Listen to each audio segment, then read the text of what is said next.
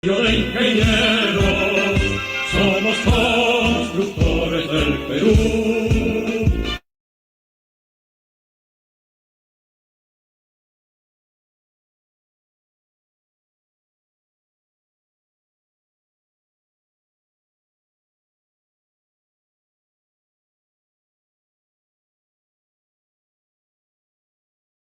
No, no se escucha, Franz. Sí, ingeniera, parece que se ha cortado la transmisión del Sí, video. ok. Ya.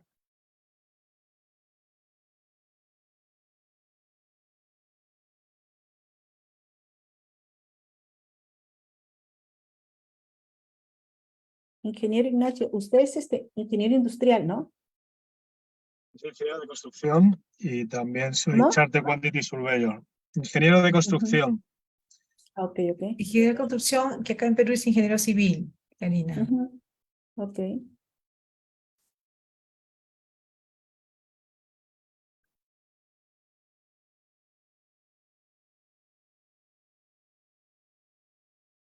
Trabajando juntos lograremos desarrollo y paz en el Perú. Los desiertos siempre cultivamos, convertimos agua en viva luz. Sin cesar los Andes traspasamos, dándole al sustento a multitud. Vida de los pueblos mejoramos y el futuro de la juventud. Somos el colegio de ingenieros, somos constructores del Perú. Trabajando juntos lograremos desarrollo y paz en el Perú. Trabajando juntos lograremos desarrollo y paz en el Perú. Nueva ciencia y técnica aplicamos, con prudencia y mucha rectitud. Con cuidado al mar lo cosechamos, conservamos puro el aire azul. Y peruana selva disfrutamos, sin dañar su vida en plenitud. Somos el colegio de ingenieros, somos constructores del Perú. Trabajando juntos lograremos desarrollo y paz en el Perú. Trabajando juntos lograremos desarrollo y paz en el Perú.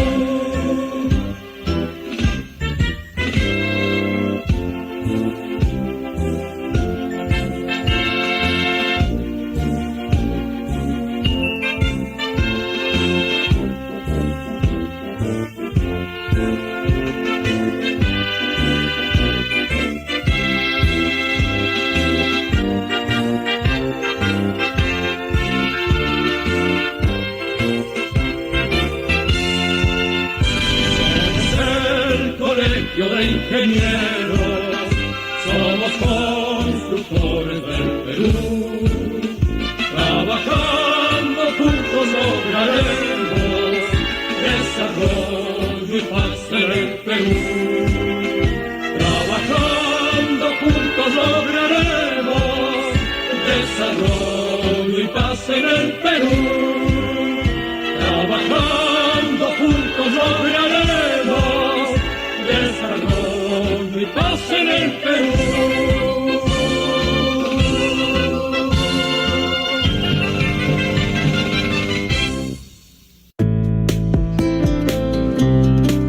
Con el fallecimiento de un ser querido, los problemas económicos no demoran en llegar a casa.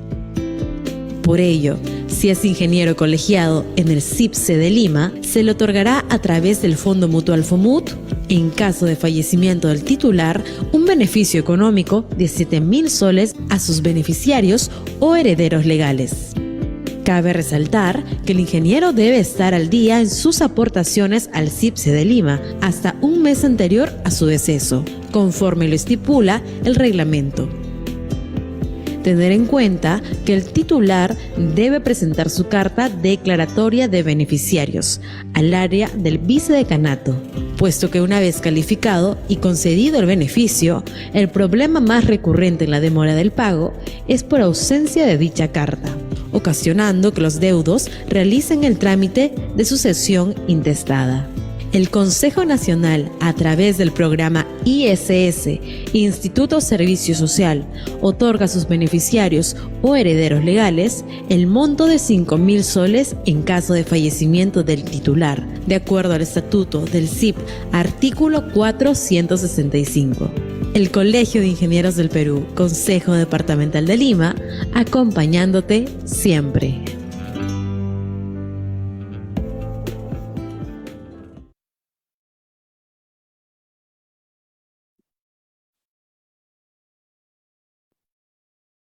Buenas noches a todos. Espero que hayan tenido unas lindas fiestas.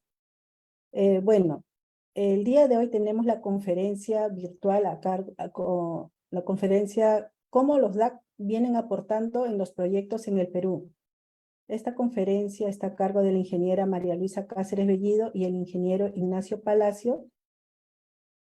Él desde España nos va a otorgar esta conferencia. Él es ingeniero de construcción, forma parte de la lista de adjudicadores del presidente FIDI, ha sido director de la DRBF, brinda consultorías a bancos multilaterales, tiene experiencia como adjudicador en megaproyectos en varios continentes. Y María Luisa Cáceres Bellido es ingeniero civil por la Universidad Nacional Federico Villarreal, cuenta con 20 años de experiencia en construcción en el área de gerencia de proyectos, gerencia de contratos, administración contractual y control de proyectos. Adelante, María Luisa, adelante, Ignacio, y muchísimas gracias. Buenas noches. Karina, muchas gracias. En primer lugar, agradecer al Colegio de Ingenieros, al Consejo Departamental de Lima por la invitación. Es un placer estar esta noche con ustedes, así como estar acompañando a Ignacio Palacios, un reconocido profesional internacional, con el que compartiremos ahora las experiencias sobre los datos, un tema tan importante y relevante hoy en día, más aún que tenemos proyectos en el Perú como desde los Panamericanos hasta la RCIPP vienen incluyendo en sus contratos estos miembros en un contrato tripartito de los DAP. Bien, y yo iniciaría con la pregunta que bien leíste, mencionaste, Karina, es ¿cómo los dos vienen aportando en los proyectos en Perú? Ignacio, sé que estás desde bastante tiempo ya en Perú y como miembro del board, en muchos de ellos estás como presidente, haciendo una labor bastante... Es importante los tres miembros, pero creo que sobre todo el presidente tiene que manejar un poquito más, digámoslo así, ¿no? Es el que representa a estos miembros. Entonces, desde tu perspectiva en nuestro país, ¿cómo vienes observando este desempeño? Gracias, María Luisa. Bueno, quería agradecer a todos vuestra participación. Tenía ganas de estar en una conferencia de ingenieros. Me han invitado muchísimas y esta es la primera en la que estoy rodeado de ingenieros. Y como sabéis, los Dispute Board iniciaron con... Perdonad un segundito. Se me ha apagado la luz.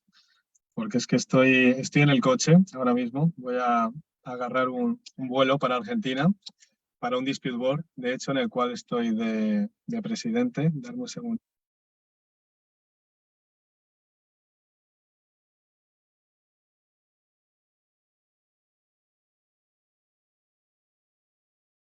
Listo, ya estoy de vuelta. Es que estoy en el coche, como os comentaba, y bueno, cada 30 minutos se me apaga la luz. Son temas del directo. Sí, María Luisa, efectivamente, el rol del presidente tiene muchísimo peso, especialmente en jurisdicciones donde hay otros profesionales que están aprendiendo el rol, por ejemplo, en Perú, pues todos sabemos que lleva menos tiempo que en otras latitudes. En Estados Unidos, por ejemplo, que es donde se inició esta metodología, hace ya unos 40 o 60 años, pues está muchísimo más implantada. De hecho, está únicamente formada por ingenieros, y en estas nuevas latitudes pues el papel del presidente se hace incluso más importante para poder dar ese acompañamiento y sobre todo traspasar esas buenas prácticas a nuevos miembros, como está ocurriendo en el Perú. Entonces, tener un presidente con experiencia en Dispute Board es muy importante precisamente por eso, para que traspase esas buenas prácticas. Y sí, efectivamente, el rol del presidente yo es un rol que disfruto muchísimo. Creo que uno de los mayores características que tiene que tener un presidente es la improvisación, porque finalmente lideras lo que es la reunión. Luego a continuación hablaremos de las reuniones en obra, de las asistencias informales, y tiene muchísimo de improvisación. Entonces tienes que estar muy bien preparado, tienes que conocer muy bien el reglamento, tienes que conocer bien la metodología de los Dispute Board para poder responder rápido, para poder dirigir bien el proceso de una manera muy ágil. Y también una de las características más importantes del presidente es ganarse la confianza de sus otros dos miembros, porque como os digo, finalmente el presidente va liderando esas reuniones y no tiene tiempo de cortar la reunión para preguntarle a sus compañeros: oye, esto que voy a decir, ¿consideráis que es correcto? No. ¿Cuáles son vuestras opiniones? Porque cortaría toda la dinámica de la visita, que normalmente pues es 1 o 2 días en los que se tratan muchísimos asuntos. Y otras veces que me han preguntado por dónde empieza la prevención empieza por el Dispute Board, por tus miembros, por no generar disputas entre los miembros. Entonces esa es otra de las características del presidente, ganarse esa confianza para que haya una visión sólida del Dispute Board a las partes. Y para eso, pues inicialmente hay que ganarse la confianza, ¿no?, de esas dos otras personas que al final pues están depositando su reputación en el presidente. Así que sí, efectivamente el rol del presidente es un rol que tiene muchísimo peso y muchísima importancia. Además, puedes meter en problemas a tus otros dos miembros si te saltas el reglamento. Por eso es tan importante, ¿no?, tener un buen presidente y de confianza y que realmente conozca bien la metodología. Gracias. Un punto importante que has mencionado es la preparación, esa experiencia, ese conocimiento. Nosotros, como bien has mencionado, nosotros hemos empezado 2018-2019 con los Dispute Board en Perú. ¿Y cómo ves desde tu posición el desempeño, el rol que están cumpliendo en los proyectos en el Perú? Sí, es una buena pregunta. Yo, de hecho, estoy muy agradecido al Perú por todas las oportunidades que está brindando. De hecho, es el país en el que se hace mayor número de Dispute Board en todo el mundo, sin duda. Así que yo estoy convencido de que vais a convertiros en no demasiado tiempo en los mayores referentes internacionales de este sistema.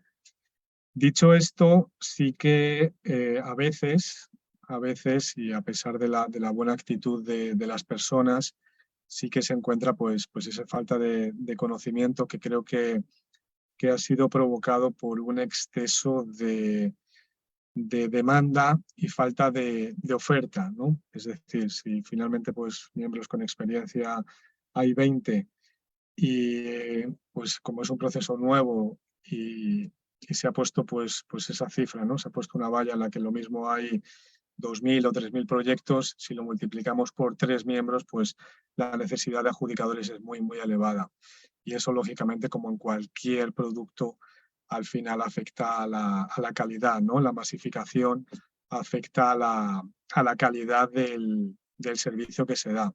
O a veces los miembros están muy saturados y no pueden darle la profesionalidad al proyecto que requiere. Entonces, bueno, estos son algunos de los temas que lógicamente el mercado mismo está provocando en los dispute board peruanos, ¿no? Que esa necesidad tan grande de nuevos miembros y bueno, al final es una realidad que el dispute board siempre ha sido considerado como un artículo de lujo, entonces nunca ha habido muchísimos miembros y bueno, se ve muchas veces pues a la hora de las reuniones, ¿no? Hay miembros pues, que permanecen muy callados porque todavía no tienen la habilidad o no se sienten cómodos. Otros no conocen bien el reglamento y hablan a veces pasando esos límites del reglamento. Y claro, no son muchas veces conscientes de la relevancia que puede tener saltarse el reglamento a futuro. Y si, por ejemplo, en ese ímpetu, ¿no? que se tiene ahora de la prevención, que yo soy uno de los mayores promotores, pero siempre hay que hacerla dentro del reglamento. A veces hay miembros que están muy en la línea y una de las partes puede percibir eso como que hay parcialidad o que hay más confianza con una de las partes. Recordar que el proceso de los dispute board puede durar 3 o 4 años, entonces se pueden generar muchas confianzas y hay que tener mucho cuidado porque os voy a poner un ejemplo. ¿Qué ocurre si has emitido 4 decisiones formales y en la quinta se ve que te has saltado el reglamento, te recusan? ¿Y qué ocurre con esas 4 o 5 decisiones? Pues imaginaros el problema en el que se encuentra el proyecto y las dos partes e incluso el miembro. Entonces hay que hacer lógicamente un ejercicio de responsabilidad muy alto, ¿no? Y por eso pues siempre intentar aprender las mejores prácticas. Pero bueno, en definitiva es un poco lo que veo, ¿no? Que lógicamente, en resumen, ha habido muchísima demanda, han tenido que entrar miembros sin experiencia, que es lógico, porque todos tenemos que empezar.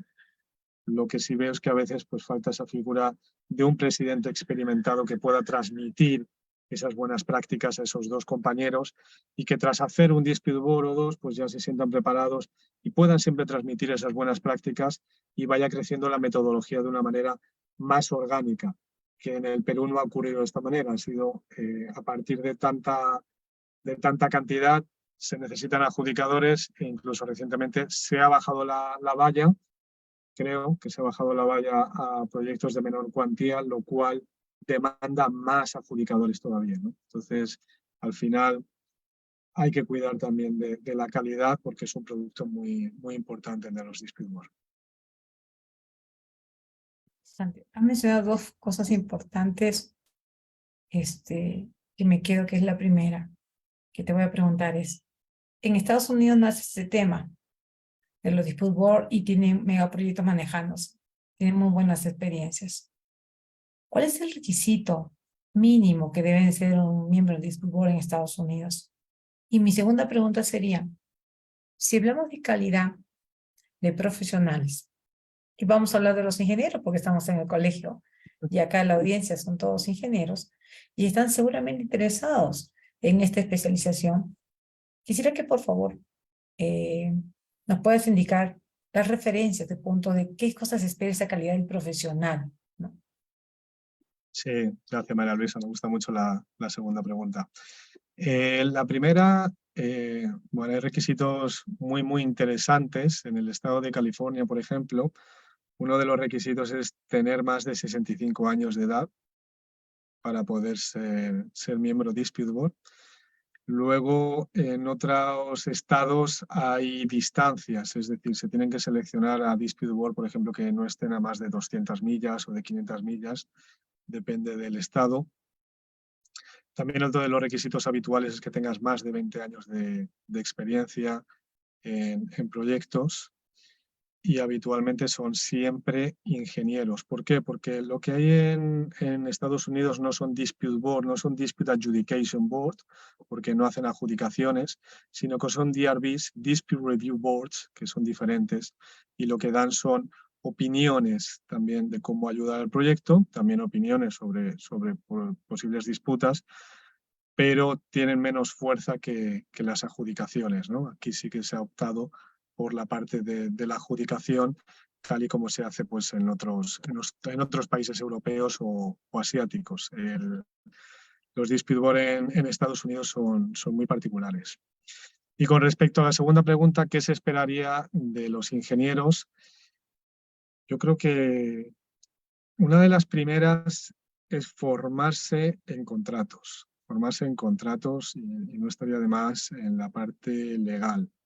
Yo creo que es uno de los argumentos que siempre presentan los abogados, ¿no? Oye, sí, el ingeniero sabe de la parte ingenieril, pero ¿qué pasa con el contrato y qué pasa con la parte del derecho, con la parte del procedimiento, ¿no? Del natural justice, que tiene que haber un procedimiento, y muchas veces los ingenieros no lo conocen y se lo saltan. Entonces, yo sí que os invitaría a que os formaseis en toda esa parte contractual, porque va a haber muchas preguntas muchísimas, yo creo que uno de los mayores porcentajes que hay son preguntas contractuales, o por lo menos el primer paso o el primer test que hay que cumplir es la parte del derecho, ¿no? Cuando hay una reclamación, saber si tienes derecho bajo el contrato o no lo tienes, y luego ya indagarás en los costes o en las ampliaciones de plazo, etcétera. Pero lo primero es la parte del contrato. Entonces, hay que formarse en esa parte. El mundo anglosajón, que es donde yo pues, me he desarrollado mucho profesionalmente, los contratos siempre los gestionan los ingenieros, nunca los gestionan los abogados. Algunos hay, pero es muy raro, es muy raro. Los contratos ingleses, como sabréis, pues los hacen los ingenieros y lo gestionan los ingenieros o los quantity surveyors o los contract managers, pero son todos de bagaje técnico. Son de bagaje técnico. La parte legal ya estaría en un estamento superior y es cuando ya van a la parte de arbitraje o cuando van a la parte de legal. Pero lo que es la parte contractual no ocurre como en Latinoamérica o en España también, que lo llevan todos los abogados. No, al contrario. Y veréis en el otro lado del Atlántico ingenieros formados en contratos a niveles muy altos, ¿no? Muchos, pues por ejemplo, en mi caso yo soy fellow del Chartered Institute of Arbitrators, que es una acreditación que es habitual en los ingenieros ingleses, pero no en este lado del Atlántico. También mucha formación en adjudicación, como comentaba Karina al principio, pues yo estoy incluido en la lista del presidente. ¿Eso qué es lo que quiere decir? Yo, para poder haber llegado a esa lista, el primer examen que tuve eran 6 horas de examen y era todo sobre contratos FIDIC, todo eran preguntas contractuales, no había ningún tipo de pregunta ingenieril. Entonces ahí es donde testan si conoces el contrato o no lo conoces. Y la segunda parte del examen pues ya son teóricas y prácticas. Tienes que hacer, por ejemplo, tienes que hacer una audiencia, un mock de audiencia, un ensayo de audiencia y responder a otra serie de preguntas más, sobre todo escenarios. Entonces ahí es donde se ve que realmente conoces el contrato. Los buenos adjudicadores o los adjudicadores deben apuntar siempre a esa dualidad, a la parte técnica y a la parte contractual. Igual que muchas veces cuando me preguntan abogados, ellos también se tienen que especializar en construcción. No vale simplemente que sean abogados. Así que desde mi punto de vista, el primer paso, formarse en contratos. Y otra característica muy importante es las habilidades sociales, porque como indicaba al principio, tienes que ganarte la confianza de las partes. Como presidente tienes que dirigir el proceso, tienes que saber perfectamente hacia dónde vas y a veces sabes qué es lo que quieres, pero no sabes cómo llegar a ese público. Entonces tienes que ser tienes que ser versado en esa disciplina, ¿no? En la de utilizar el canal adecuado para transmitir el mensaje que quieres lanzar a las partes. Así que hay que trabajar en muchos puntos, pero para mí los principales son esos dos. La parte contractual y de procedimiento y la parte de habilidades sociales. Gracias. Quiero compartirte y a la sala. En este mundo de los datos en Perú, en que me inicié, siempre hablo como ingeniero de la gestión. Somos una herramienta de gestión.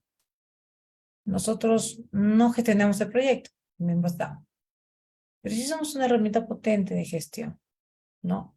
A eso va cuando mencionas tú el tema de la calidad del profesional, ¿no? Esa experiencia que tiene que tener referente al proyecto, no necesariamente de forma específica al proyecto en el cual está, porque nuestros estándares y los estudios que llevamos muchos de la sala y los que están seguramente en proceso, es que nos van enseñando el tema de la relevancia e importancia de saber gestionar el proyecto. Y es una de las herramientas que les va a ayudar en el momento que sean miembros DAT, si desean especializarse, y más aún si son JRD. En el Perú, en las obras públicas usamos a la Junta de Resolución de Disputas y los contratos como el NEC o el FIDIC, en caso del NEC es el DAP. Entonces, mi recomendación es que además, como bien lo has señalado tú, el saber gestionar un proyecto, donde van a poder identificar de forma rápida dónde empieza a crearse ese problema. Recuerdo que, sin ser indiferente, siempre dentro de las prevenciones de las funciones de los DAP, es ir, diríamos, que nos vayan contando qué pasos siguen, ¿no? ¿Qué pasos siguen en el proceso? Si están a la firma del contrato, si están al 30%, 20%, en la mitad del proyecto, para ir avisorando que en nuestra experiencia se van a presentar y que seguramente ya un 30 o 50% ya las partes están un poco cansadas, ¿no?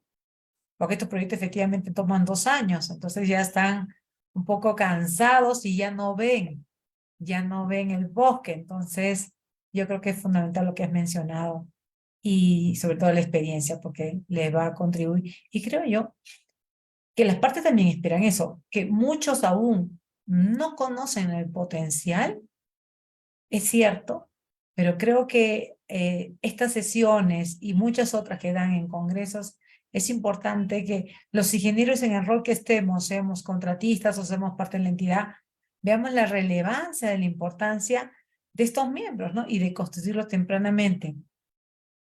Y en eso de la forma temprana, no solamente estar en el inicio de la firma del contrato, ¿qué me puedes comentar y compartir, Ignacio, sobre famosas alertas tempranas o comunicaciones tempranas que se conocen en los contratos NEC? Sí, la verdad es que en teoría son una herramienta también muy útil a los proyectos, porque al final un contrato bien visto es una gestión de riesgos. Es una gestión de riesgos y las alertas tempranas pues son muy importantes porque lo que haces es identificar esos riesgos tempranamente. Hay una diferencia entre lo que es la alerta temprana y el evento compensable. Esa alerta temprana pues todavía no sabes si se va a originar ese riesgo o no. Entonces vas haciendo un seguimiento. De hecho, a mí es una de las partes que considero más relevantes durante las visitas de los Dispute Board, pues es conocer esa matriz de riesgos para poder hacer un seguimiento y ver si realmente las partes están actuando, ¿no? Tienen un plan implementado, etcétera, que muchas veces ocurre, ¿no? Directamente se emite la alerta temprana, a la otra parte no le gusta o no hacen un seguimiento apropiado. Y lamentablemente pues esa alerta temprana se cristaliza en un evento compensable que además luego, bueno, una de las mayores fuentes de disputa que está habiendo en los proyectos es si se ha comunicado tempranamente o no se ha comunicado tempranamente. Pero la verdadera funcionalidad de esa alerta temprana es iniciar la cooperación entre las partes, es decir, oye, nosotros como profesionales atisbamos que va a haber un problema en el futuro y vamos a empezar a ser proactivos, a poner los medios para solucionarlo. Y lamentablemente no lo veo bien, no en todos los casos, ¿no? Lógicamente sí se está haciendo en muchos casos, pero hay otros en los que no, ¿no? Que está ocurriendo la alerta temprana y se emite y se queda ahí, ¿no? No hay ese seguimiento ni se le está dando la importancia que realmente tiene. Y ahí es donde creo que los ingenieros, sobre todo con experiencia, es donde tienen que contribuir más. También, como comentaba María Luisa, si queréis ser Dispute Board o ya lo sois, o JRDs, es una de las herramientas que más tienes que utilizar, las alertas tempranas y las matrices de riesgos, hacer esos seguimientos y ver si realmente las partes están actuando como deben de actuar, porque finalmente eso es prevención. Una alerta temprana es prevención pura y dura, y es uno de los mayores objetivos que tiene el Dispute Board, ¿no? Y de los que se habla más. De hecho, las decisiones deberían ser residuales y deberíamos centrarnos en esa prevención.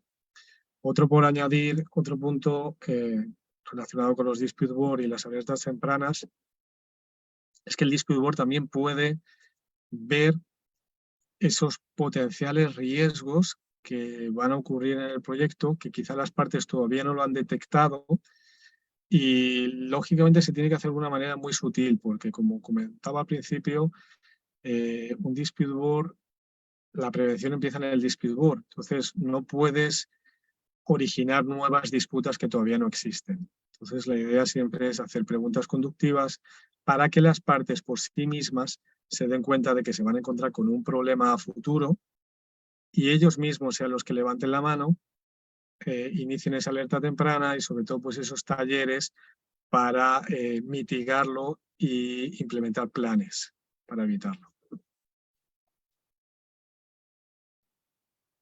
Sí, la gestión de riesgos, qué importante, ¿no? Una herramienta muy potente en la gestión de los proyectos y sobre de estos contratos que son de alto riesgo porque por la complejidad, por las garantías que se exigen al contratista. Y recordaba lo que mencionabas, yo en el 2018 estaba en los Panamericanos y estábamos efectivamente gestionando los riesgos. Recuerdo que estaba con los ingleses y yo estaba del lado del contratista y mucho enfocaba la PMO el tema de la gestión. Y no era efectivamente, como dices tú, no era buscar quién era el responsable, sino es ya visorando qué se puede presentar. Y qué importante es cuando los ingenieros estamos preparados. Estamos preparados en elaborar, manejar la gestión de riesgos. Es un curso también importante que hay que llevarle nuestra recomendación a la audiencia. Y es así que, por ejemplo, 2019 tenía yo un problema. Tenía un problema que estaba en plena ejecución de obra. Y todos sabemos que la complejidad del tema es la demora, más que complejidad, demora de las instalaciones de los ascensores. Y unos ingenieros me decían en la matriz, bueno, identifique esas restricciones y los impactos y qué va a suceder si no llegara a tiempo y qué deberíamos hacer. Y eso trae a colación a alguna obra que estuve también en el Banco Nación con un contrato FIDIC 2011-2013, me parece, un poquito más, creo que 2015, aún no implementado en el FIDIC las alertas tempranas, sin embargo, manejamos muy bien también la gestión de riesgos, ¿no? Y por el mismo problema logramos a tiempo. Proyectos complejos donde los plazos son fijos por condiciones del propio cliente es donde ahí hay un gran reto de los ingenieros, ¿no? Y que podemos plantearlo desde la posición que estemos, entidad, desde la posición del contratista y junto con los expertos de los Dispute Board. Entonces, yo los invito porque lo he vivido, ¿no? De saber gestionar sus riesgos para que sus proyectos sean exitosos. Tal vez no en la ganancia que se espera, muchas veces, pero sí en lograr el objetivo del proyecto, que es lo más importante. Ignacio, y en este tiempo en el Perú, ¿cómo denotas que manejamos los riesgos? Sé que eres presente en varios lados. ¿Cómo observas a las partes que gestionan los riesgos o no gestionan los riesgos? Bueno, yo creo que hay un mal endémico, pero también lo hay en todas las latitudes, que es la procrastinación de las decisiones y de realmente efectuar la implementación de planes, ¿no? Yo sí que es una carencia que veo en algunos casos, Por supuesto que hay grandes profesionales, pero sí que estoy viendo que no se terminan de implementar los planes, no se terminan de tomar esas decisiones. Algo que yo he aprendido en el Perú es la dificultad, ¿no? que tienen los gerentes de proyecto, que son trabajadores del Estado, para poder tomar decisiones, ¿no? Tener bueno, ese miedo, ¿no? que le tienen a la Contraloría, que lógicamente tiene su funcionalidad. Pero bueno, ahí hay un miedo que parece que les frena a la hora de tomar decisiones y eso complica mucho el proyecto, ¿no? Porque al final son figuras, la del gerente de proyecto y la del director de proyecto, que su fin último es el de tomar decisiones difíciles y las tienen que tomar. Y ese es el trabajo. En NEC, el trabajo del gerente de proyecto no es sencillo, porque eres la persona que tienes que tomar las decisiones. La responsabilidad está sobre ti. Entonces, claro, cuando a un funcionario público se le exige eso, que tiene una serie de capas por encima, que no puede cumplir bien su labor, pues es difícil, ¿no? El terminar de rematar esas decisiones, si bien muchas veces les ves que realmente quieren ir hacia adelante porque quieren a los proyectos y están comprometidos, pero claro, por otro lado, pues tienen ese problema, ¿no? de esa fiscalización que les frena mucho. Y luego, por otra parte, bueno, grandes de las realidades es que contrato NEC es un contrato muy difícil de gestionar, es un contrato nuevo, es un contrato inglés, no es un contrato internacional per se. Se está empezando a internacionalizar ahora, sí, bueno, puede que lleve ya unos años, pero tampoco lo han adoptado muchos países por su tremenda dificultad. FIDIC ha sido siempre el contrato estrella porque es más sencillo de gestionar que NEC. Y claro, al entrar este tipo de contrato aquí, con una demanda muy alta, que lo conocían muy poquitos profesionales, claro, de nuevo es esa oferta y esa demanda. Si había profesionales para abastecer a 5 proyectos y de repente pones 100, pues ¿qué es lo que ocurre? ¿No? Que otra vez pues es gente nueva que está empezando, como todos tenemos que empezar, pero claro, es que son contratos muy, muy difíciles de gestionar. Los famosos contratos de management, de opción F, son contratos difíciles porque no se está acostumbrado, pues está acostumbrado a una suma alzada o al típico de tradicional de cantidades por medición y ya está. Y de repente pues traemos a un contratista que está acostumbrado a eso y le ponemos a hacer management y tiene problemas, ¿no? para gestionarlo y esos son riesgos añadidos. Pero cabe la posibilidad de que encuentres un buen contratista principal, pero ¿qué ocurre cuando luego derivas esos contratos NEC a los subcontratistas y encima en localizaciones remotas? Pues claro, ¿qué es lo que estás haciendo? Aumentar el riesgo más todavía, ¿no? Entonces, claro, ha sido una apuesta por el Perú muy, muy fuerte y si bien está teniendo grandes resultados, porque yo escucho mucho a los compañeros que dicen, sí, los NEC tienen problemas, pero están funcionando mucho mejor que la ley de contratación pública. Entonces, es un avance positivo, pero sí que ese exceso de demanda genera un problema. Yo ya lo estaba comentando con una de las personas que implementó los Dispute Board en Perú y claro, se ha intentado que se quedase el conocimiento de NEC en las autoridades, ¿no? en esos funcionarios públicos.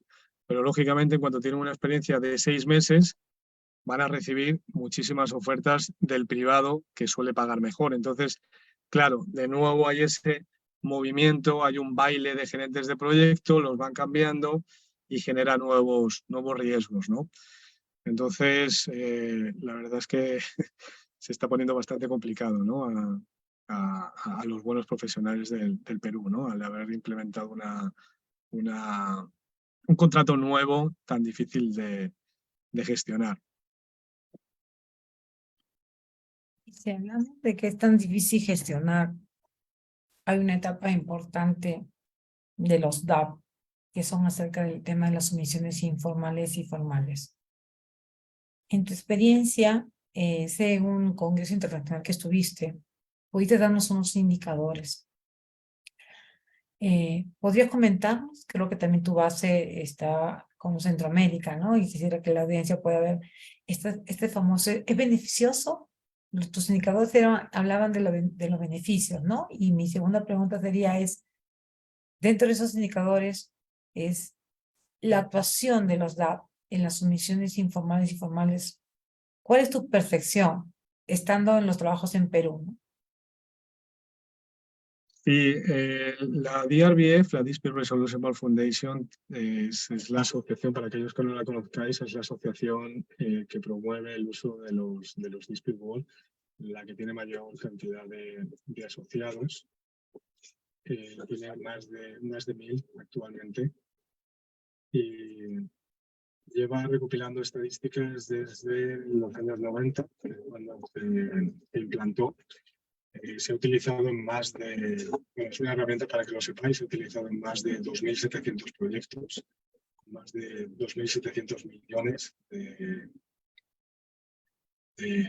dólares, y la media que tenían por Dispute Board era de 1,2 sumisiones formales. Y además tenían otro dato que es muy bueno, que es que únicamente el 2% de las decisiones de los Dispute Board son revocadas por los árbitros. Entonces ahí podéis ver lo que es las estadísticas, ¿no? Cómo recogen la calidad o el valor añadido que tiene esta metodología. En el Perú, bueno, eso es un poco por las estadísticas, referente a la primera pregunta que me has hecho. Y la segunda, las asistencias informales y las sumisiones formales. La asistencia informal es mucho más difícil de llevar a cabo. Finalmente, una sumisión formal tienes como un libro de instrucciones que te lo da el reglamento, que más se utiliza en el Perú, es ICC, y es muy sencillo, ¿no? Es sota caballo rey. Tienes la exposición de la demanda, a los 30 días la contestación, a los 15 días tienes la audiencia, y luego al mes y medio pues tienes que emitir tu decisión. Entonces es mucho más sencillo, ¿no? Hacer audiencias, etcétera. Los abogados pues están preparados porque vienen del arbitraje, muchos discípulos son peritos, también conocen cómo es el sistema. Sin embargo, la asistencia informal es muchísimo más complicado porque cuando uno va al artículo 16, que es la de prevención, pues al final tienes 8 líneas y no explica mucho lo que tienes que hacer. Pero ese es el secreto, ese es el valor, el mayor beneficio que tiene, la flexibilidad, que al final cada miembro aplica la asistencia informal como considera que debe de hacerlo. Por eso es fundamental seleccionar miembros de calidad que sepan utilizar esa asistencia informal. Porque sí ocurren casos, ¿no? que ves pues que no se aplica lo suficiente la asistencia informal, pues por ese desconocimiento, porque es un producto nuevo, porque no va siguiendo las instrucciones y requiere mucha flexibilidad y mucha iniciativa que a veces pues no se tiene, ¿no? Pero bueno, sí hay miembros que la están utilizando muy bien y creo que ahora está de moda y es a lo que los miembros están intentando apuntar, ¿no? Lo único, tener cuidado siempre de no escaparse del reglamento, porque realmente os podéis meter en un problema muy serio, sobre todo cuando ya hayáis emitido alguna decisión formal previa. Pero yo creo que los Dispute Board nos enorgullecemos de tener el mínimo número de disputas por proyecto. Es muy bonito terminar un proyecto con 0 sumisiones formales. Ese es el éxito de los miembros, aunque además creo que es importante, ¿no? que demuestren los Dispute Board que cuantas más disputas tengan, más dinero van a ganar. Entonces va en contra de sus propios intereses y realmente estás haciendo lo mejor para las partes y lo mejor para el proyecto, ¿no? Estás realmente demostrando que eres un profesional imparcial e independiente cuando estás dispuesto a pelear y a intentar que no haya sumisiones formales, aunque vaya en contra de tus intereses económicos.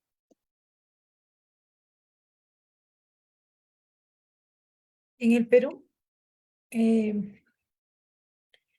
la ley de contrataciones establece una etapa de una conciliación previa, cuando tienen diferencias denegatorias, ellos pedían una conciliación previa, si no al arbitraje, y sumado a la JRD, que por motos de contrato pueden intervenir.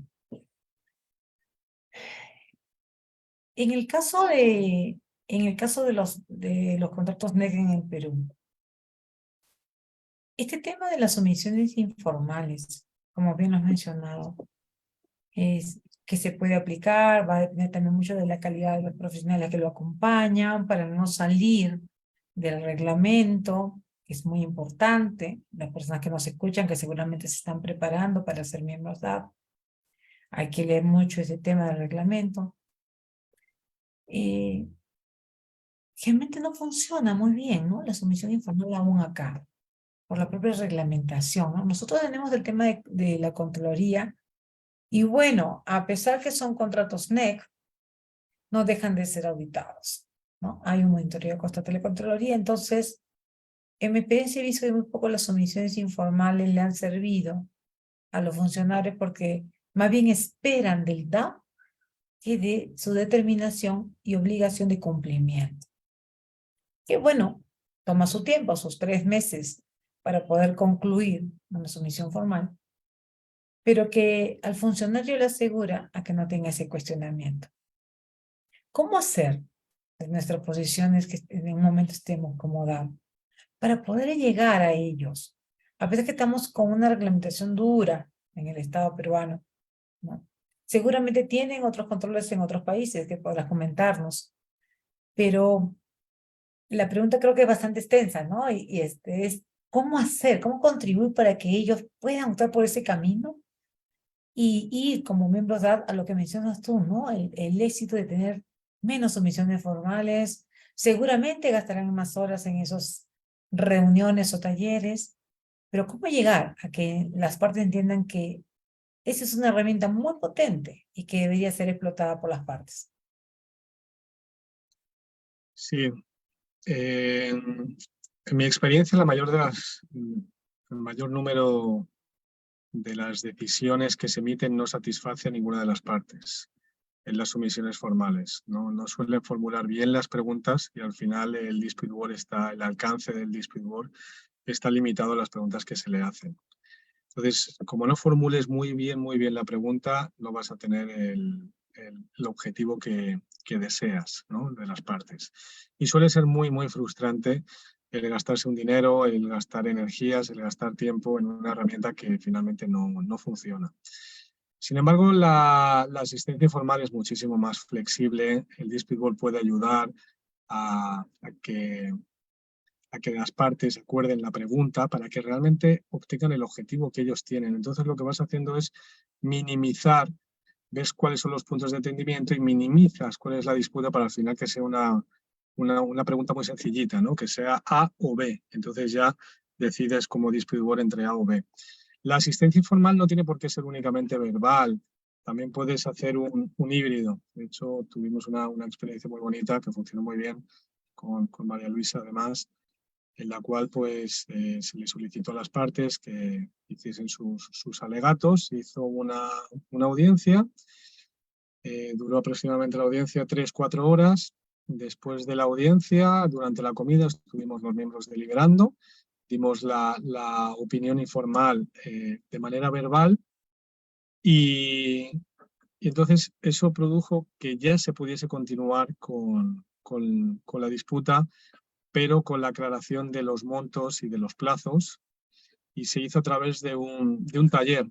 Ese día nos quedamos únicamente con los planes, terminamos tarde, no sé si terminamos a las 8:30 o las 9 de la noche, pero al final del día ya se había acordado el evento compensable completamente. Así que fijaros qué herramienta tan poderosa es la sumisión informal, ¿no? Que en un día eres capaz de resolver un evento compensable. Lógicamente, para llevar esto a cabo, pues bueno, tienes que tener experiencia, pero luego lo que nos pidieron las partes fue, disculpen un segundo que...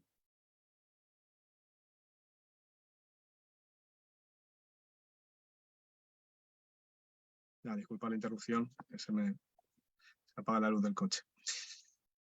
Entonces nos pidieron que emitiésemos la decisión por escrito y bueno, pues se emitió una opinión informal por escrito y eso sí que está funcionando a los gerentes de proyecto que trabajan para el Estado, porque al final tienen un documento que sea informal, pero en el cual se pueden apoyar. Así que una opinión informal por escrito en la cual haya habido una audiencia, en la cual haya habido alegatos, deliberaciones, etcétera, le da muchísimo más peso a ese funcionario público para que realmente la pueda aplicar y no tenga problemas. Además, estas decisiones informales o escritos pueden estar muy bien elaborados, con todos los antecedentes, con las posiciones de las partes.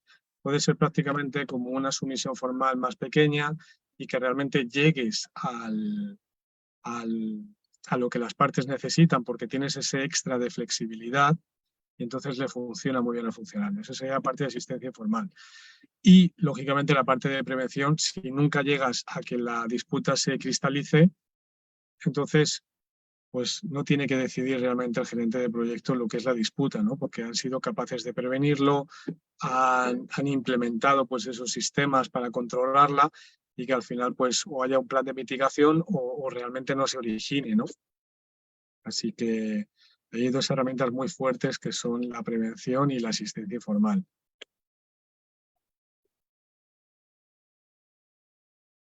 Interesante, ¿no? Interesante. Nosotros, como bien lo has mencionado, estamos en un proceso, yo creo que es un proceso acelerado, ¿no? Somos el país que más relevante en Sudamérica tiene contratos NET y los disputa la inclusión. Y que requerimos de expertos para que junto con nosotros podamos ayudar a las partes a que puedan resolver sus problemas. Ese es el mecanismo, ¿no? Son ellos los que lo resuelven, son ellos los que toman decisiones, pero sí esta herramienta potente de los disputa en su acompañamiento. Y en ese tema del acompañamiento, respecto a la relevancia de las visitas presenciales. Hay contratos que establecen, como bien decías tú, cada 2 meses o cada 3 meses, ¿no? Pero desde tu experiencia, ¿qué podemos rescatar para que las partes se entiendan? Porque he encontrado proyectos que me dicen, ingeniera, aún no es relevante, no es preciso que venga, esperemos un poco más, he escuchado. Sí, bueno, yo creo que es muy sencillo, ¿no? Lo que mal empieza, mal acaba. Entonces, los diseños, en mi experiencia, casi siempre se retrasan. Y se retrasan pues, por esos temas de aceptaciones, las partes todavía no se conocen bien, el contratista pues, adopta una posición menos restrictiva, ¿no? Porque están todavía en ese periodo de luna de miel, ¿no? Las partes, entonces el contratista dice, bueno, ya lo que pierda en el diseño lo recupera en la construcción. El lado del gerente pues también ya se está enseñando, ¿no? Está diciendo, oye, yo quiero mi proyecto bien hecho y se vuelve más restrictivo. Entonces, yo creo que los proyectos grandes, que suelen ser diseño y construcción, o por lo menos hay esa parte tan importante de diseño, ahí es donde ya empiezan los problemas. Lo mismo han ubicado en el planning o en el cronograma 6 meses y terminan haciéndolo en 9, en 10, luego fast track, lo que ellos decidan, pero ya han perdido 3, 4 meses. La relación ya también está deteriorada y ya se puede hacer poco, ¿no? Los miembros del DAP siempre intentamos hacer nuestra magia, pero no siempre es posible, ¿no? Recuperar 4 o 5 meses en un proyecto, todos los que estamos aquí somos ingenieros y sabemos que es muy difícil, ¿no? Hay que empezar muy bien, hay que hacer muy bien la parte del diseño. Y a veces los contratistas todavía no tienen los recursos, están empezando con la movilización, ya han perdido 15 días, un mes, lo mismo tenían ahí un periodo en el cual tenían que revisar el terreno y no han podido hacerlo pues porque todavía estaban esperando recursos de otros proyectos. Entonces ahí la labor del lab es importante. Además, el lab tiene que explicar quién es y qué es lo que hace. Esas primeras reuniones son importantes pues, para explicar pues, cómo se llevan a cabo estos talleres, estas asistencias informales, las misiones formales, porque hay mucha gente que dice, bueno, ¿y el DAP, esto qué es? Pues ya me enteraré cuando hay una disputa, ¿no? Y no, que va, el mayor valor que tiene el Dispute Board y que no tiene ningún otro sistema alternativo de resolución de disputas es la prevención, es que es el único que lo tiene, ningún otro lo tiene. Mediación, ya ha surgido la disputa y tienes que mediar entre las dos partes. Arbitraje, tienes que decidir. Litigio, igual. Experto, también tiene que haber ya una disputa. El único que realmente puede prevenir es el Dispute Board. Entonces, si no le das la opción de generar el mayor valor que tiene, ¿qué es lo que estás haciendo? No estás utilizando bien la herramienta. Entonces, los Dispute Board tienen que estar desde el comienzo del proyecto.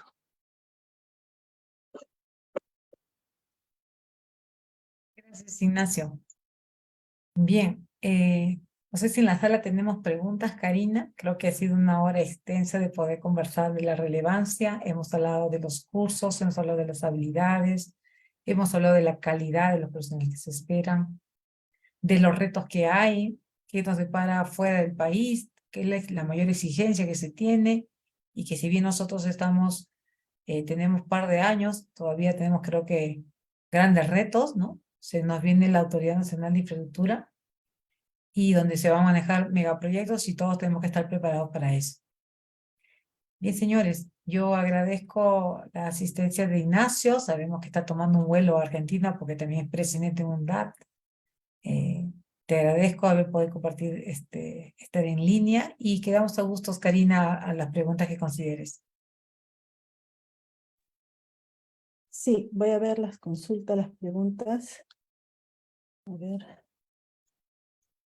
Melanie. Sí, mientras nos ingeniera. pasas el flyer. ¿Los flyers? Sí, por favor, mientras. ¿Los flyers? Ya.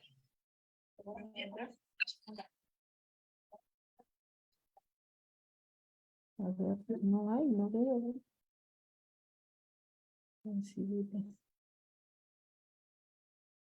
Están muy callados, no se siente. Yo Sí, estoy hoy en día, Cusco. ¿qué ha pasado hoy día? Creo que todos están viajando al Cusco.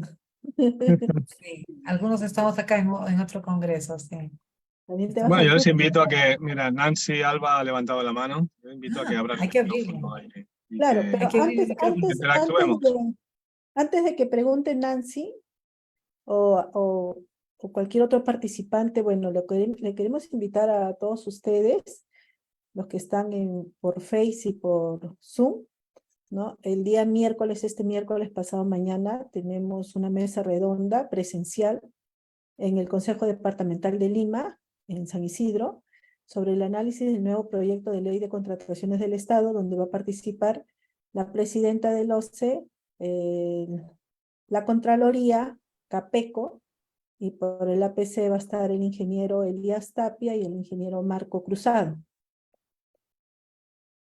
Es a partir de las 7 de la noche, presencial. Y también vamos a tener el Congreso Nacional de Consultoría, de Consulta, donde van a participar, tenemos 10 participantes, 10 expositores, ¿no? Entre ellos está la ingeniera Ana Ríos, el ingeniero Elías Tapia, el ingeniero Enrique de Aragao, y el presidente de CADE, el ingeniero Carlos Morelli Zavala, entre otros, ¿no? El doctor también, el Ricardo Gandolfo, que es el creador de la Ley de Contrataciones del Estado.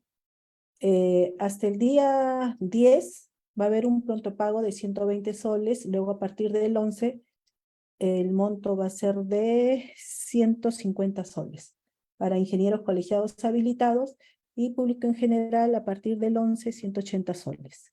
Así. Ok, Melanie, el otro flyer.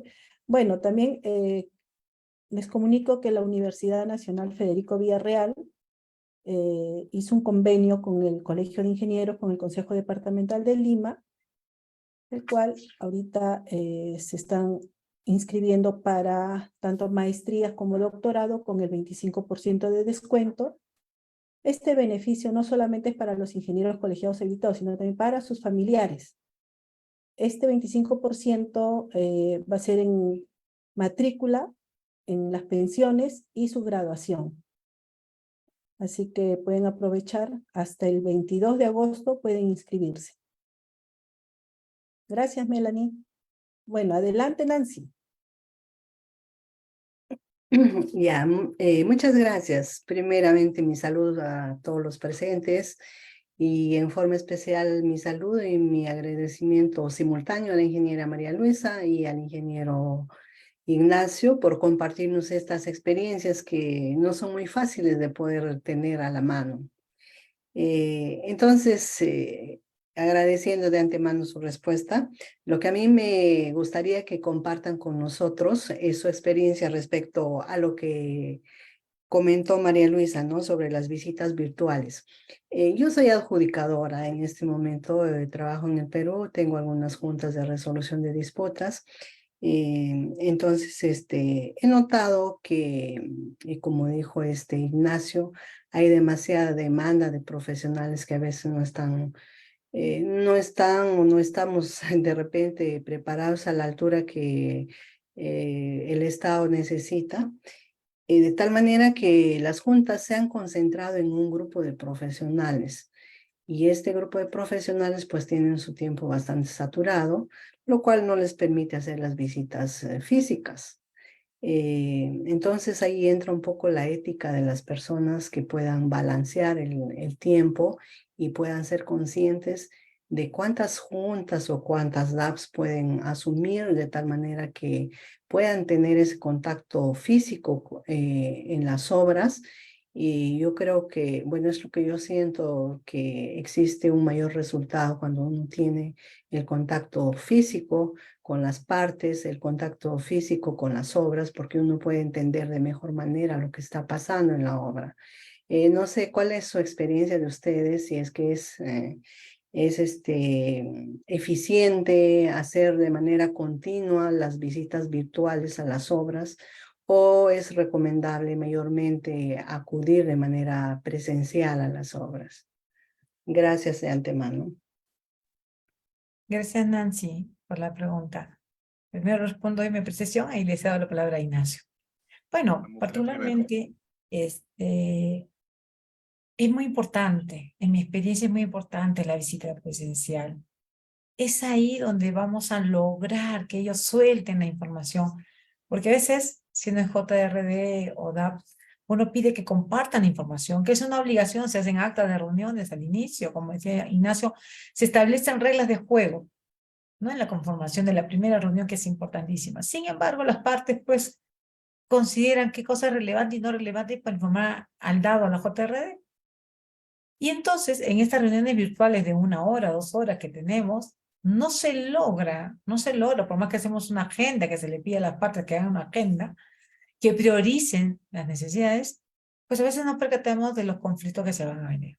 Es algo como si somos ingenieros, vamos a un poco al tema ya técnico, pasamos a entrar a detalles y podemos ver atrasos y por ahí preguntar. Pero creo que en mi posición y en mi experiencia que viendo realizando estas funciones, es vital que asistamos a las obras, ¿no? Es muy importante, y sí coincido contigo, que es muy importante la ética profesional en decir qué tantos dados JRD puede asumir, porque de juego está la... Yo creo que nosotros representamos a esa herramienta tan impotente, sea el contrato de la ley de contrataciones, o un contrato FIDI, o un contrato NEC, y que representamos nosotros. Y ya lo dije yo en un congreso el año pasado en la Cámara de Comercio de Lima, yo creo que debemos de tener límites. Límites porque si no dejamos una mala imagen y vamos a ser conocidos como profesionales de que el que tiene 30 DAPs o 20 JRD, pero en realidad, como bien dices tú, no tiene ni tiempo para visitar la obra. Y creo que no deberíamos llegar a eso, más aún que en Perú. Tenemos las malas experiencias que nos pasaron con los arbitrajes y todos recordarán, ¿no? Entonces, creo que es nuestra labor. Estamos explotando hoy en día en los proyectos el JRD o DAT, demostrar que si podemos tomarlo o no. Ya en PIP, si bien la pregunta se hace, ¿cuántos DAT tiene y cuántos JRD? Realmente se llega solo a una declaración, ¿no? Y decir, sí, estoy dispuesto, sí, tengo tiempo. Pero creo que depende de nosotros como profesionales ir, yo digo, limpiando la cancha en este tema y enseñar a los que vienen detrás de nosotros, ¿no? Gracias. Sí, bueno, sí, no sé si queréis que responda también a esto o le damos paso a Julio. Sí, adelante, Julio, ingeniero Julio. Julio Rojas, adelante, ingeniero. Aló, buenas noches. ¿Permite? Aló. Sí, se te Sí, escucha. adelante, ingeniero. Ya, ingeniera María Luisa Cáceres, ¿me escucha? María Luisa Cáceres, Sí, ingeniera, ¿me ingeniero, escucha? ¿cómo está? Ingeniero Rojas, ¿cómo le va? Buenas Un noches, gusto. ¿cómo está Mari? Una consultita, Mari.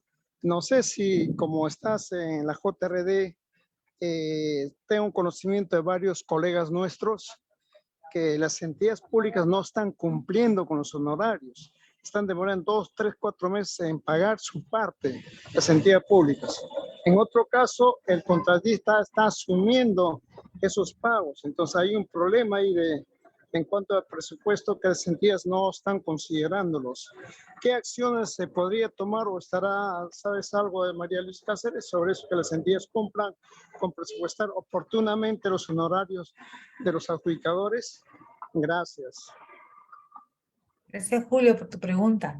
Te cuento que ese problema no solo pasa en la JRD, también en los DAP. Y acá Ignacio y yo padecemos un poquito. Bueno, efectivamente, no se están pagando y lo grave en la JRD, para comentar, es que se están suspendiendo, ¿no? Es una pena porque ya hay proyectos que empiezan a suspenderse porque la JRD ya no puede seguir, el contratista no puede subrogar el gasto.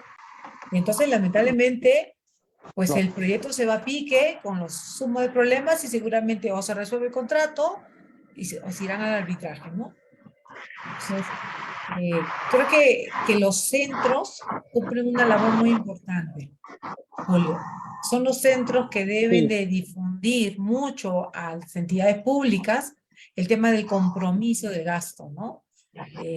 Para que no haya esta dolencia, esta falta de los recursos, porque sencillamente nosotros como JRD no vamos a poder asistir y no se va a ver beneficiado el proyecto, porque justamente estamos a veces en la etapa de resolver, entre comillas, ayudarnos a resolver un problema que se va agravando. Entonces nosotros ya no asistimos y lamentablemente revienta el problema, ¿no?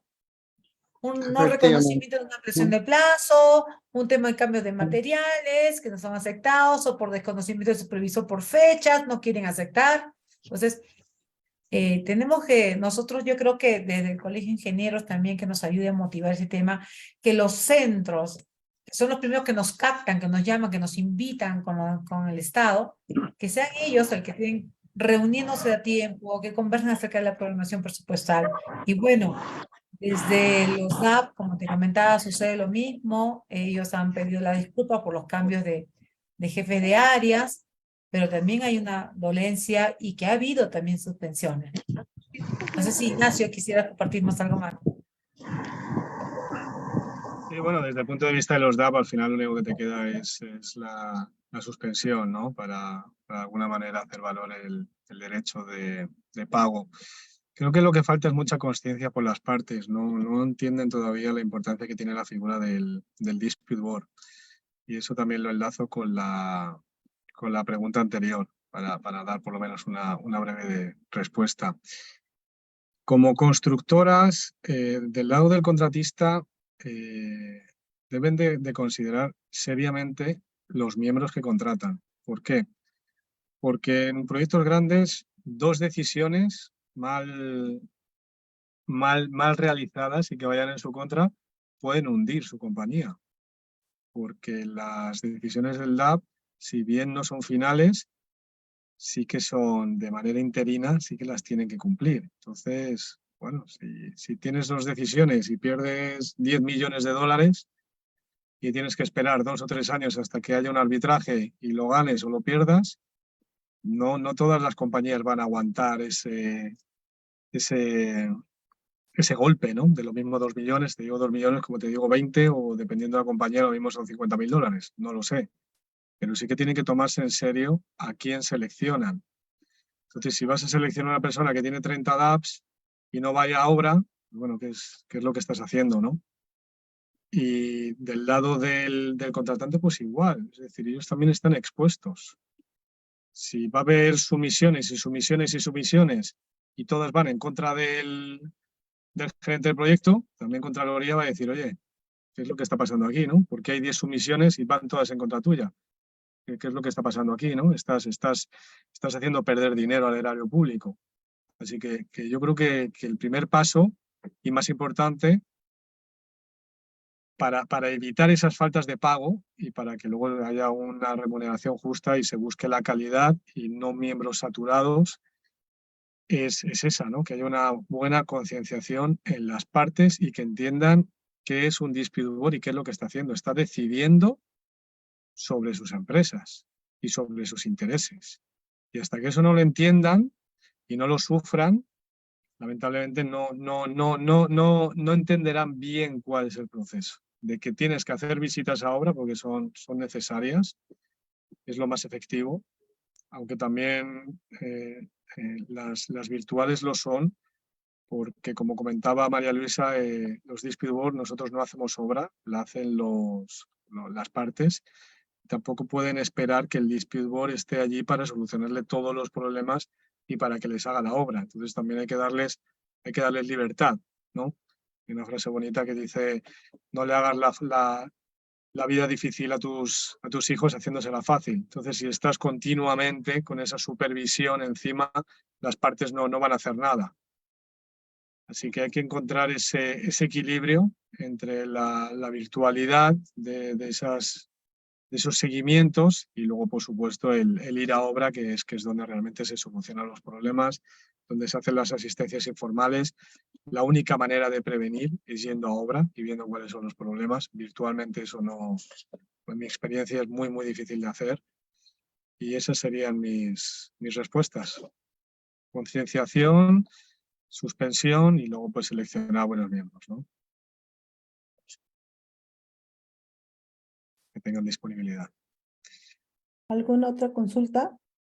Ahí en el chat, ¿verdad? Hay una que ha escrito Carlos Rubino, ¿verdad? No sé si queréis que la lea yo. A ver si, ¿no? Sí, A ver, bueno, sí, lee una, Ignacio. A ver. sí, los DAP pueden emitir una conclusión o una sumisión formal de manera ambigua, indicando que si bien le da la razón a una de las partes, especifica la cantidad de días de una ampliación de plazo y que las partes deben de ponerse de acuerdo. Bueno, el dispute board debe de responder a lo que se le pregunta, simple y llanamente. Es decir, el alcance del dispute board es la pregunta, ese es su cerco. Ni se puede salir de ahí emitiendo conclusiones sobre cosas que no le han preguntado y tampoco puede dejar de responder a las preguntas que le están haciendo. Entonces, tenerlo siempre claro. Lo que se le pregunte a un DAP, eso es lo que tiene que responder. Entonces, de manera ambigua no debe de responder un DAP porque al final eres un adjudicador y tienes que decir o A o B. No caben las áreas grises, al final tienes que determinar por uno o por el otro. Para eso te han contratado, para que tomes esas decisiones difíciles. Y luego, indicando que se le da la razón a una de las partes, especifica la cantidad de días de una ampliación y que las partes se pongan de acuerdo. Bueno, si te han pedido X, pues que determines la ampliación de días en función de la documentación que te han dado, pues la sacarás si consideras que es correcta. Si ves que no hay documentación que la justifica, pues dirás que no se le concede pues porque no ha habido un sustento y ya está. Pero bueno, decir que las partes se deben de poner de acuerdo, si no se les ha preguntado, no deberían de dar ese tipo de respuesta. Dice María Luisa, si compartes mi opinión. Sí, estoy de acuerdo. Los DAP deben de pronunciarse solamente sobre la pregunta. A veces encontramos las partes, están disconformes, porque hacen, como lo bien lo has dicho tú en esta charla, es importante formular adecuadamente la pregunta. Porque si van a dar ambigüedades, no esperen que el DAP le dé la claridad. O sea, el DAP no se va a poner en su posición y tratar de adivinar qué quiso realmente preguntarme. Si nosotros revisamos el reglamento, esas no son las funciones. Entonces nosotros vamos a ponernos de forma específica, ¿no? Y ustedes van a encontrar casos en los cuales a veces los DAP simplemente dicen, no acatan la pregunta, desestiman la pregunta porque está mal formulada, ¿no? Y luego deciros que saliros de la pregunta, es decir, pronunciarse sobre temas que no se os ha preguntado sería motivo de recusación ante ICC. No sé con las JRDs, pero ante ICC sería motivo de recusación, así que aviso para navegantes. Bueno, hay otra segunda pregunta de Carlos también, que que nos quiere hacer sudar. Ya os digo que aquí hay ahora mismo 30 grados aquí dentro de mi coche. Yendo a la obra, los adjudicadores adquieren esa sensibilidad de obra que es tan importante para tomar ciertas decisiones y darse cuenta de la envergadura, coyuntura y demás aspectos particulares de la obra. Bueno, no es una pregunta, es un comentario referente a la primera pregunta que tuvimos. Y sí, por supuesto, además, es muy importante ganarse la confianza de las partes. ¿Cómo te la vas a ganar si no vas a obra? Yo tengo un proyecto muy bonito que tardo, pues calcular, ¿no? Las horas desde España, que a veces son 25 horas. Luego tengo 8 horas hasta el primer proyecto y tengo 12 horas al primer proyecto y 8 al segundo proyecto. Son carreteras peligrosas por las que no queréis estar allí, pero claro, cuando te dicen que para llevar la grúa tardaron 4 días y tienen que llevar una excavadora debajo y que el chofer, cuando está haciendo el radio de giro, tiene la mitad del camión fuera del precipicio y que necesita una excavadora que vaya sujetando la parte trasera del camión para que no se caiga, no sé qué tipo de compromiso sería decir yo no voy a ese proyecto. Yo no hago 8 horas de trocha por Perú, por precipicios. Ahí no te ganas la confianza de las partes, ¿verdad? Entonces, por supuesto que hay que ir a los proyectos, ¿no? Sobre todo siendo ingenieros. Acá hay otra pregunta, también creo que de Carlos. Dice, ¿los DAO pueden solicitar la asistencia especializada de algún experto en algún tema que desconozcan los adjudicadores? O los DAO puede ser, ¿no? Por ejemplo, muchos de los adjudicadores no son especialistas en temas de análisis forense de los cronogramas. ¿Podrían recurrir a otro experto en ese tema fuera del DAO o de adjudicación, creo, ¿no? Está hablando de los dos. Bueno, dependiendo del caso, efectivamente, a veces encontramos que los miembros, sean adjudicadores o en DAO, no son especialistas en materia y encuentran en su análisis, o sea, luego de haber revisado el caso, que amerita tener a un experto, seguramente, y además está en su facultad de poder convocar a un experto para que hagan este tema. El experto es un perito, ¿no? Un perito. Esto pasa muy frecuente en Perú. No sé qué nos puedas compartir, Ignacio. Sí, es un tema complicado porque sí es cierto que el reglamento te permite nominar a un perito, ¿no? Tanto las reglas ICC como las FIDIC. Sin embargo, no es, a ver, si no hay más remedio, por supuesto que tienes que hacerlo, ¿no? Si no conoces sobre la materia, pero hay que intentar evitarlo porque uno de los beneficios del Dispute Board es una decisión rápida y contemporánea, ¿no? Tras la audiencia, si estás bajo ICC, tienes 1 mes y medio para emitirla. Entonces, en 1 mes y medio, contratar un perito que haga el informe pericial y que luego lo incluyas tú en tu decisión, 1 mes y medio es muy difícil que se cumpla. Entonces, si ya nos vamos a ir a procesos de 6, 8 meses, 1 año, ya se está perdiendo lo que es este beneficio del que estamos hablando, ¿no? De que se vayan solucionando los problemas de manera contemporánea. Entonces, hay que intentar evitarlo, pero lógicamente hay momentos, y por eso los reglamentos lo avalan o lo incluyen, pues sí que se tiene que pedir, ¿no? Si hay, por ejemplo, pues un tema de geología, no eres geólogo, pues vas a requerir de un perito, ¿no? También os hago una pregunta a todos. ¿Qué ocurre si tú quieres nominar a un perito y las partes no te conceden una ampliación de plazo con la decisión? Entonces, ¿qué haces, no? Ahí estás muy limitado. Es decir, no es un tema sencillo, ¿eh? El de las decisiones de los dispute cuando hay peritos. Lo mismo te permite mayor flexibilidad, pero los contratos FIDIC normalmente son 84 días y 84 días que tienes, ¿eh? Así que bueno, considerar bien lo de contratar a un perito. Tenemos otras 2 preguntas, no sé si quieres que lea yo la primera. María Luisa, por ejemplo, buenas noches, consulta. ¿Cómo se gestiona el conflicto de intereses de las DAPs con las partes? Yo creo que vas a tener que elaborar un poquito, Jorge, porque no sé muy bien a qué te refieres con cómo se gestiona el conflicto de intereses con los DAPs. y con las partes. No sé muy bien a qué te refieres, si es previo, si tienes que declarar, si tienes conflictos, si no lo tienes. No sé, Jorge, si puedes abrir el micrófono. El ingeniero Jorge Malpartida. Sí, Jorge, por favor.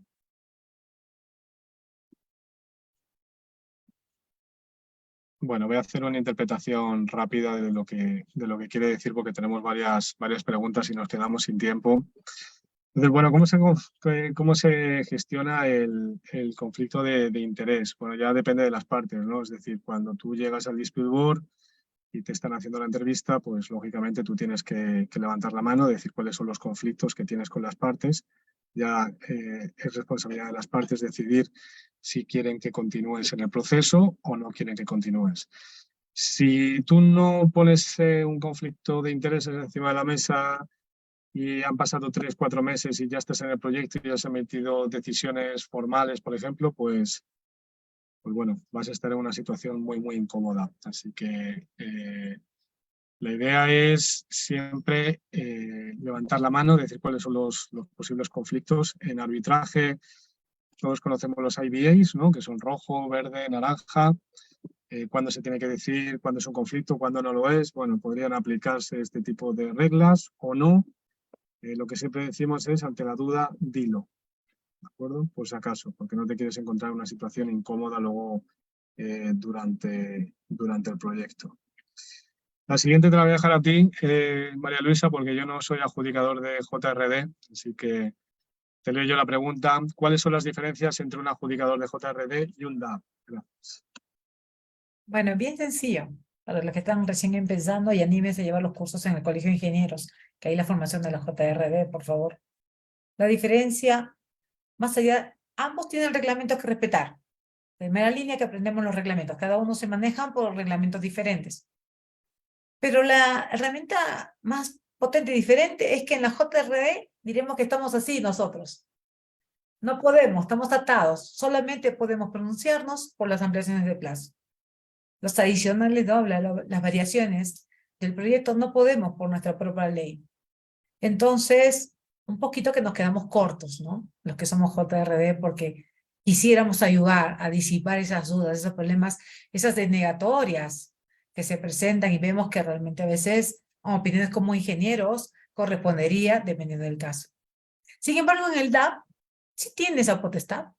El DAP sí puede hablar de esa denegación, de esa variación de cambio que le dicen el término el evento compensable. En el contrato NEC es el evento compensable denegado o rechazado, sube a una sumisión informal o formal para que los DAP se pronuncien. Entonces, hay un mayor aporte de los DAP en los proyectos, en este tipo de contratos respecto a los JRD, pero están, les digo, no es porque no queramos, sino que son legislaciones diferentes, ¿ok? Entonces, es por eso. En la ley de contrataciones nos regimos por la ley y por las leyes de la Contraloría. Entonces, los adicionales de obra, está tipificado para la JRD, no podemos pronunciarlos. Entonces, bueno, nos vamos a la parte técnica de JRD y empezamos a hablar sobre las controversias que surgen de los adicionales, de las ampliaciones de plazo denegadas, ampliación de plazo de impactos en ruta crítica, no en ruta crítica, por terceros que impactaron en el cronograma. Entonces, ahí nuestra labor fundamental. Esa es la diferencia. Muy bien, gracias, María Luisa. Yo voy a hacer rápidamente la siguiente. ¿Estarían de acuerdo que como requisito de inicio de obra esté constituido la JRD o el DAP? Bueno, con respecto al DAP, yo asesoro bancos multilaterales y ellos implementan o tienen incluidos los pliegos y en sus contratos FIDIC, que es una condición precedente para dar el inicio de obra que esté constituido el Dispute Board. En este caso lo llaman DAP, con dos As, que es Dispute Avoidance and Adjudication Board. Y tiene que estar constituido para que puedan emitir la orden de inicio. Es decir, no puede comenzar el proyecto si el DAP no está constituido. Sin embargo, a veces esta regla no se respeta, ¿no? Tampoco el banco tiene ese poder coercitivo o no lo quiere aplicar a veces, pero ya os digo que en el mundo de los DAP y en estos contratos de los bancos, en los contratos FIDIC, sí que está como condición precedente.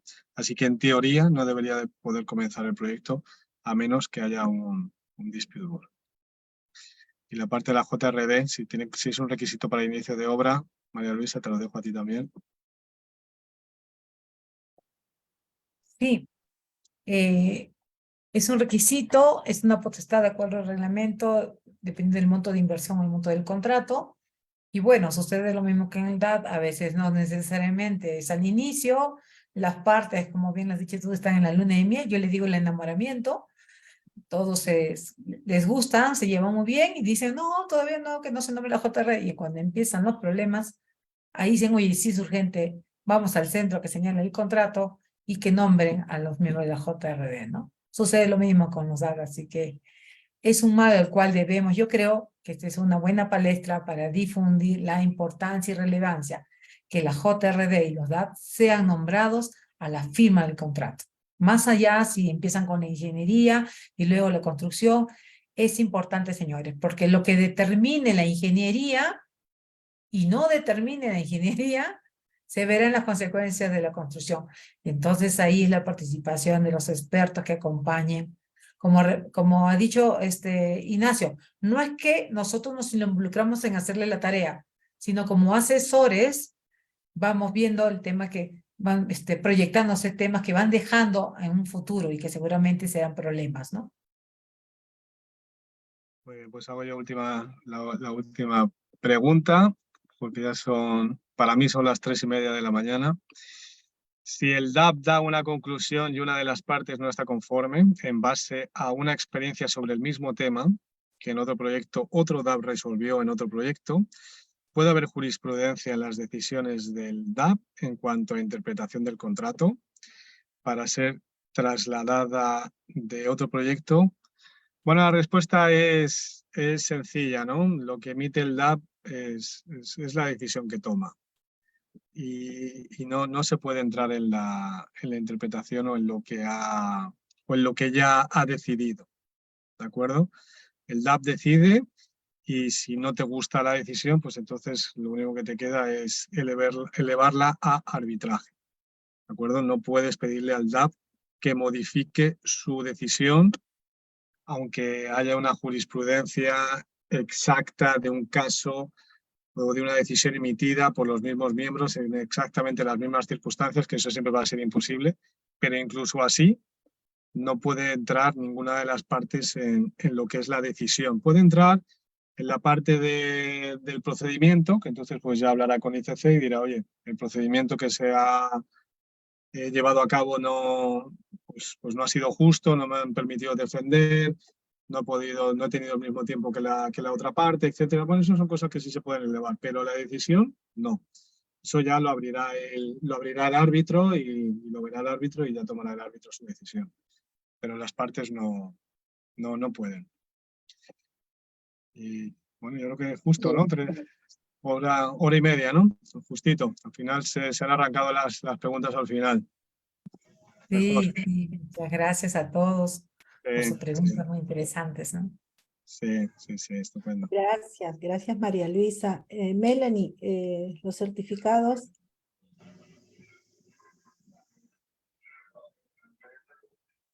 Bueno, ingeniero Ignacio, le agradecemos su participación el día de hoy y a nombre del capítulo de Ingeniería Civil del Consejo Departamental de Lima le otorgamos este certificado, al igual que a ti María Luisa.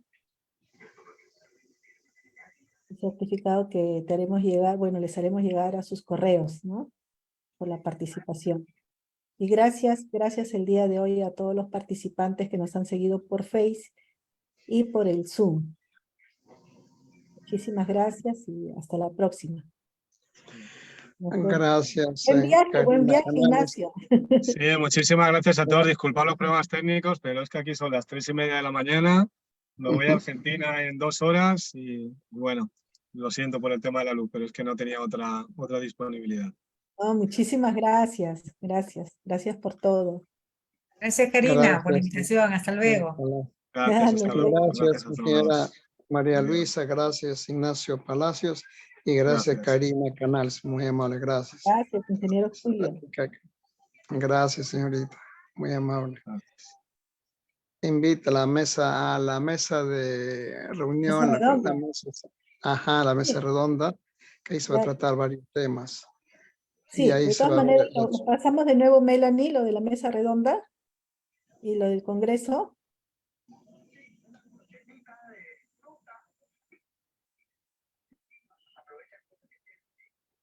Bueno, el Comité de Ley de Contrataciones les invita a todos ustedes a la mesa redonda que se realizará el día 9 de agosto, pasado mañana, a partir de las 6:30 de la noche.